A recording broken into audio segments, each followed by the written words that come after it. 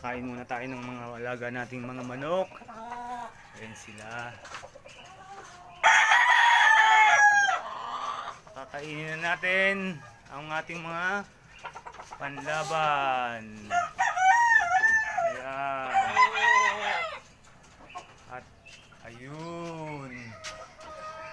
Nandito tayo ngayon sa taas, sa rooftop. Magpapakain ng mga alaga.